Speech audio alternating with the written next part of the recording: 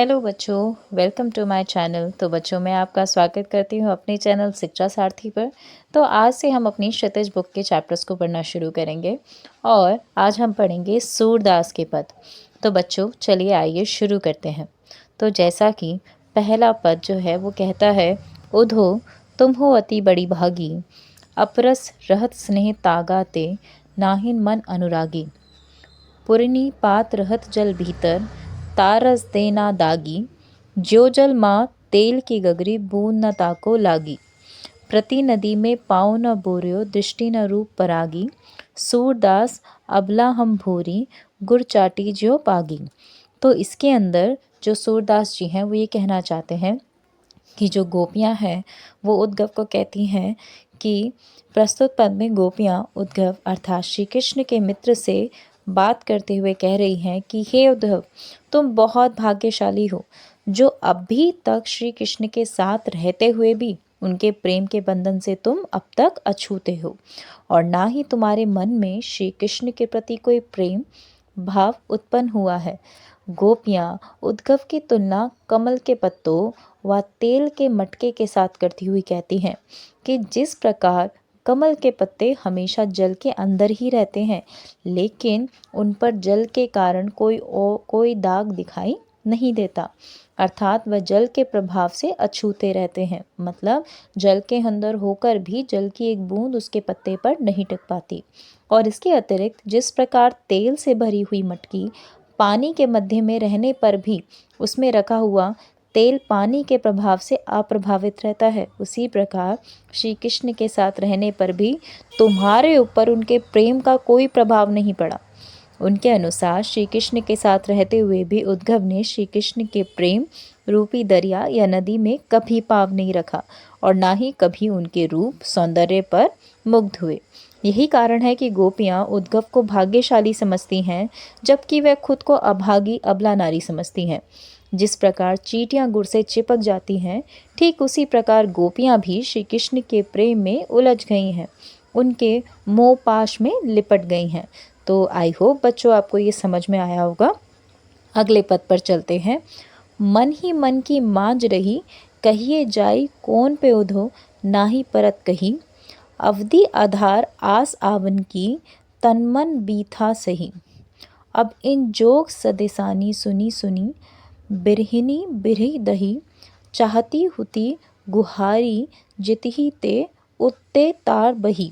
सूरदास अब धीर धराई क्यों, मर्यादा ना लही। आगे पढ़ते हैं बच्चों, इसको समझते हैं। इसमें जब श्री कृष्ण के मथुरा वापस नहीं आने का संदेश गोपियों को मिलता है, सुनती हैं तो गोपियाँ उद्धव से अपनी पीड़ा बताते हुए कह रही हैं कि हमारे मन की इच्छा हमारे मन में ही रह गई, क्योंकि हम श्री कृष्ण से यह नहीं कह पाई कि हम उनसे प्रेम करती हैं। कहने का तात्पर्य ये है बच्चों कि श्री कृष्ण के गोकुल छोड़कर चले जाने के बाद उनके मन में स्थित श्री कृष्ण के प्रति जो प्रेम है, भावना मन में ही रह गई, वो श्री कृष्ण को भावना नहीं बता पाई। वह उद्धव से शिकायत करती हुई कहती हैं कि हे उद्धव, अब तुम ही बताओ कि हम अपनी ये जो पीड़ा है ये किसे जाकर बताएं, क्योंकि श्री कृष्ण यहाँ नहीं है। उन्हें यह समझ नहीं आ रहा, अब तक श्री कृष्ण के आने की आशा ही हमारे जीने का आधार थी, अर्थात वह अब तक किसी कारण जी रही थी कि श्री कृष्ण जल्द ही वापस आ जाएंगे और वह सिर्फ इसी आशा से अपने तन मन की पीड़ा को सह रही थी कि जब श्री कृष्ण वापस लौटेंगे तो वह अपने प्रेम को कृष्ण के समक्ष व्यक्त करेंगी, मतलब उन्हें बताएंगी कि वो कितना प्रेम करती हैं उनसे।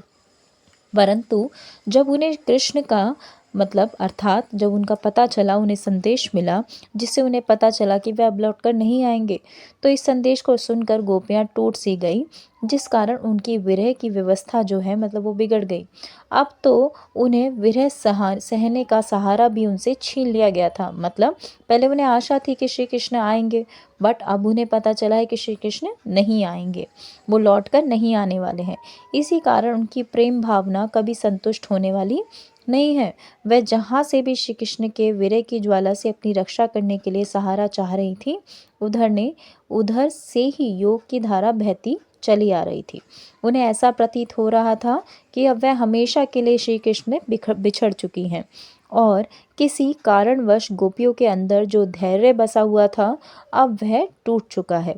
इसी वजह से गोपियाँ वियोग में कह रही हैं कि श्री कृष्ण ने सारी लोक मर्यादा का उल्लंघन किया है, उन्होंने हमें धोखा दिया है, तो भला हम धैर्य धारण कैसे कर सकती हैं।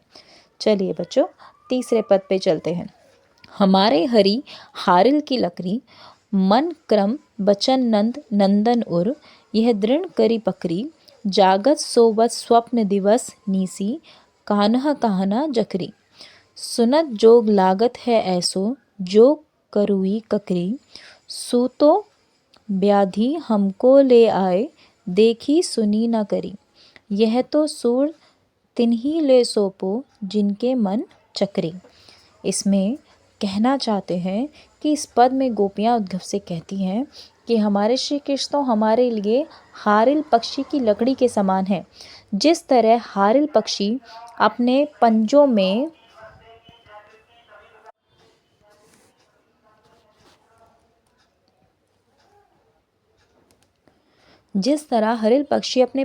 लकड़ी को बड़ी ही दृढ़ता से पकड़े रहता है, उसे कहीं भी गिरने नहीं देता, उसी प्रकार हमने भी मन, वचन और कर्म से नंदन पुत्र श्री कृष्ण को अपने हृदय के प्रेम रूपी पंजों से बड़ी ही दृढ़ता से पकड़ा हुआ है, अर्थात दृढ़ता पूर्वक अपने हृदय में बसाया हुआ है।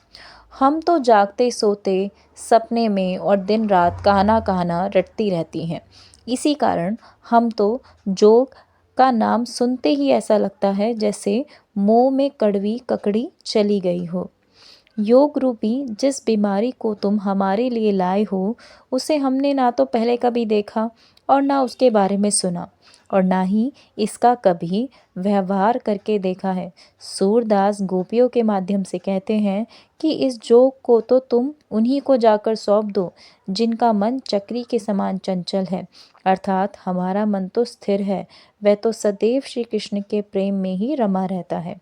हमारे ऊपर तुम्हारे इस संदेश का कोई असर नहीं पड़ने वाला। तो बच्चों, चौथे पद पर चलते हैं।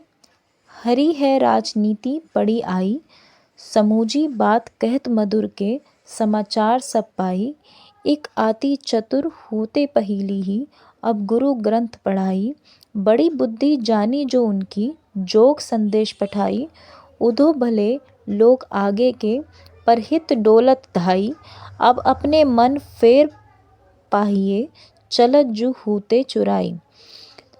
ते क्यों अनीति करे आपुन, जे और अनीति छुड़ाई, राज धर्म तो ये है सुर, जो प्रजा न जाही सताई। इसमें जो सूरदास जी हैं वो समझाना चाहते हैं कि इस पद में गोपियाँ व्यंग पूर्वक उद्धव से कहती हैं, श्री कृष्ण ने राजनीति का पाठ पढ़ लिया है, जो कि मधुर अर्थात उद्धव के द्वारा सब समाचार प्राप्त कर लेते हैं और उन्हीं को माध्यम बनाकर संदेश भी भेज देते हैं। श्री कृष्ण पहले से ही बहुत चतुर चालाक थे, अब मथुरा पहुंचकर शायद उन्होंने राजनीति शास्त्र भी पढ़ लिया है। ये सब गोपियाँ कह रही हैं उद्धव को, जिसके कारण वह और अधिक बुद्धिमान हो गए हैं, जो उन्होंने तुम्हारे द्वारा योग का संदेश भेजा है। हे उद्धव, पहले के लोग बहुत भले थे, जो दूसरों की भलाई करने के लिए दौड़े चले आते थे। यहाँ गोपियाँ श्री कृष्ण की ओर संकेत कर रही हैं, क्योंकि उन्हें लगता था कि अब श्री कृष्ण बदल गए हैं। गोपियाँ कहती हैं कि मथुरा जाते समय हमारा मन श्री कृष्ण अपने साथ ले गए थे, जो अब हमें वापस चाहिए। वे तो दूसरों को अन्याय से बचाते हैं, फिर हमारे लिए योग का संदेश भेजकर हम पर अन्याय क्यों कर रहे हैं। सूरदास के शब्दों में गोपियाँ कहती हैं कि हे उद्धव, राजधर्म तो यही है कि प्रजा के साथ अन्याय नहीं करना चाहिए अथवा ना ही सताना चाहिए।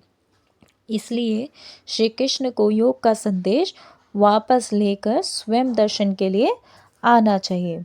तो यहाँ पर गोपियाँ कह रही हैं कि जो राजा होते हैं उनका धर्म होता है कि अपनी प्रजा को संतुष्ट करना, तो हम भी उनकी प्रजा हैं, तो वो हमें आकर संतुष्ट करें, वो संदेश ना भेजें, वो खुद आकर अपने दर्शन यहाँ पर दे।